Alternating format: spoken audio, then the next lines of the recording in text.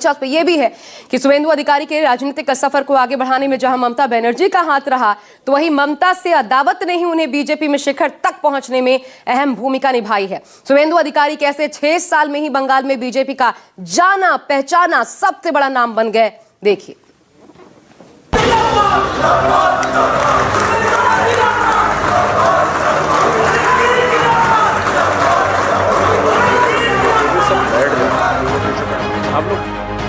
शुवेंदु अधिकारी के सीएम बनने का संकेत उसी वक्त मिल गया था जब वो गृह मंत्री अमित शाह के एयरपोर्ट पर स्वागत करने पहुंचे थे। उसी दौरान अमित शाह ने उनकी पीठ थपथपाई थी। फिर दोनों एक ही कार में बैठकर दक्षिणेश्वर काली मंदिर में दर्शन करने पहुंचे थे। विधायक दल की बैठक से पहले भी शुवेंदु अधिकारी और गृह मंत्री शाह की काफी देर मीटिंग हुई थी, जिसके बाद शुवेंदु अधिकारी कन्वेंशन सेंटर में विधायकों के साथ गर्मजोशी से मिलते नजर आए थे।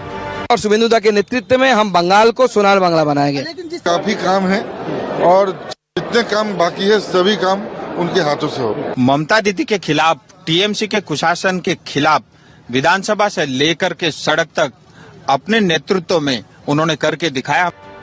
साल 2021 से पहले शुवेंदु अधिकारी का नाम बंगाल से बाहर ज्यादा चर्चित नहीं था, लेकिन जब उन्होंने 2021 में नंदीग्राम में बीजेपी के टिकट पर चुनाव लड़कर ममता बनर्जी को हराया तो हड़कंप मच गया, क्योंकि नंदीग्राम से ममता को हराना आसान नहीं था। यहीं से ममता ने बंगाल में लेफ्ट के खिलाफ बिगुल बजाया था और शुवेंदु अधिकारी को पहचान मिली थी। टीएमसी को सत्ता तक पहुंचाने में जिस नंदीग्राम आंदोलन में अहम भूमिका निभाई थी, उसके मुख्य वास्तुकार शुवेंदु अधिकारी ही थे। साल 2007 में कांथी दक्षिण सीट से विधायक रहे शुवेंदु ने तत्कालीन लेफ्ट सरकार के खिलाफ जमीन अधिग्रहण आंदोलन में स्थानीय लोगों को एकजुट करने में अहम भूमिका निभाई थी। साल 2011 में बंगाल में टीएमसी सरकार बनी तो धीरे धीरे शुवेंदु का कद पार्टी में बढ़ता गया।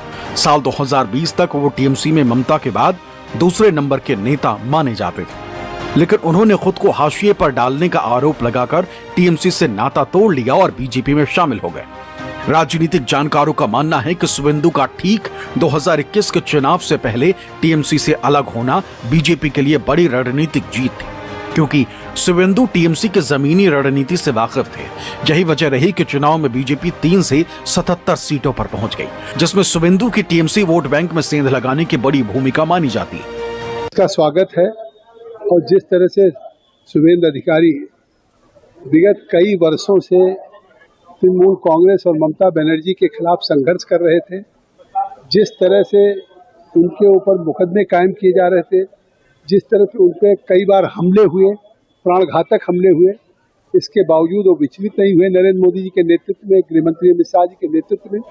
और आज उस वेस्ट बंगाल में जहाँ पे तृणमूल कांग्रेस ने एक भय का आतंक बना रखा था। बताया जाता है कि आदिवासी बहुल जंगल महल इलाके में बीजेपी के पकड़ मजबूत करने के पीछे शुवेंदु का ही दिमाग है। साथ ही उन्होंने बीजेपी के हिंदुत्व के एजेंडे को बंगाल में जो धार दी, उसका नतीजा है कि बीजेपी का वोट प्रतिशत पिछले चुनाव के मुकाबले 7% से ज्यादा बढ़ गया है। हालांकि बीजेपी नेता मानते हैं कि बंगाल में मुस्लिम समुदाय भी उनसे जुड़ा है। भारत का विकास हो रहा है, जो आत्मनिर्भर भारत बनते जा रहा है, जो ये विकास मुस्लिम को भी इसका सुविधा मिल रहा है, मुस्लिम का वो। इसलिए मुस्लिम अब देखेंगे जो शिक्षित जो मुस्लिम हैं वो आज भाजपा को वोट दे रहे हैं। बिहार में भी अब देखें मुस्लिम क्षेत्र से वहीं पे भाजपा का जीत हुई, तो बंगाल में भी मुस्लिम का वोट मिला है। बीजेपी ने चुनाव में घुसपैठियों का मुद्दा भी उठाया है। गृह मंत्री शाह ने भी कहा है कि वो वादा पूरा करेंगे।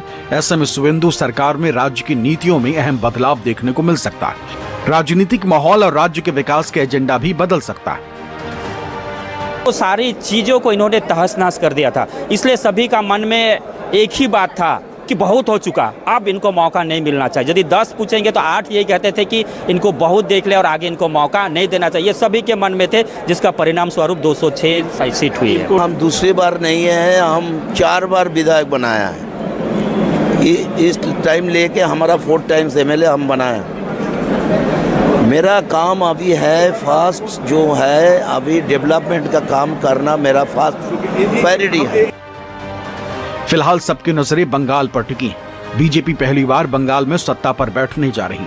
शुवेंदु की शपथ के बाद बंगाल किस दिशा में बढ़ेगा, ये देखना होगा। कोलकाता से मनोज पांडे की रिपोर्ट, न्यूज़ 24।